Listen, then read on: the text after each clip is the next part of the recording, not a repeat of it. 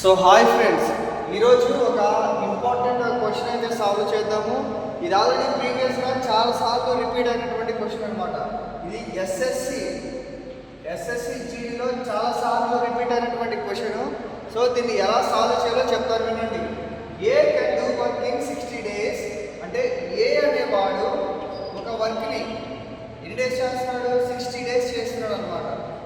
60 days చేస్తున్నాడు. He works at it for 10 days and then B1 finishes the remaining in 25 days. First దీని యొక్క explanation చూద్దాం చూడండి. ఏ అనేవాడు 60 daysలో వర్క్ చేస్తున్నాడు. సో టోటల్ ఎన్ని డేస్ పడుతుంది మనకి? 60 days అనమాట. అంటే ఒక డేలో ఒక వర్క్ చేసుకుంటే 60 daysకి 60 వర్క్స్ కంప్లీట్ అవుతుంది అనమాట. సో దీన్ని ఎలా రాసుకోవచ్చు అంటే ఒక డేలో ఒక వర్క్ కంప్లీట్ అవుతుంది. So he works at for 10 days.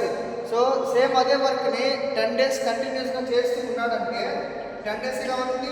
అప్పుడు 10 daysలో ఎంత వర్క్ అవుతుంది? 1 into 10 days అనమాట. అంటే 10 రోజుల్లో 10 daysలో 10 వర్క్స్ కంప్లీట్ అయిపోతాయి అనమాట. నెక్స్ట్ సార్ బి చూడండి. Then B1 finishes the remaining in 25 days. So ఇప్పుడు బి అబ్జర్వ్ చేసుకుంటే మనము బి అనేటువంటి జాగ్రత్త అబ్జర్వ్ చేసుకుంటే రిమైనింగ్ వర్క్ని ఇక్కడ ఆల్రెడీ 60 ఉంది కదా, 10 days అనేటువంటి వర్క్ కంప్లీట్ చేశాడు. సో రిమైనింగ్ వర్క్ ఏముంటుంది మనకి? 50 days ఉంటుంది. 50 days. సో 50 daysలో 50 days వర్క్ని ఎన్ని డేస్లో కంప్లీట్ చేస్తాడు? 25 daysలో కంప్లీట్ చేస్తాడు. 25 అనమాట. సో ఈ రెండు కూడా క్యాన్సిల్ అయిపోతాయి. 25 2 times క్యాన్సిల్ అయిపోతుంది. Equal to 2 days. సేమ్ ఇదే విధంగా చూడండి. ఇంకేమంటాడు? In how many days will A and B working together. So ఇక్కడ జాగ్రత్తగా అబ్జర్వ్ చేసుకుంటే ఏ ఏమో ఒకసారి వర్క్ చేస్తున్నాడు. నెక్స్ట్ బి అనేటువంటి వాడు 2 వర్క్స్ కంప్లీట్ చేస్తున్నాడు. సో ఈ రెండు కూడా కంప్లీట్ అయిపోయి ఎంత వర్క్ కంప్లీట్ చేస్తున్నాడు? ఓవరాల్గా 3 days వర్క్ కంప్లీట్ చేస్తున్నాడు. సో ఉన్నటువంటి ఎన్ని డేస్ ఉన్నాయి మనకి?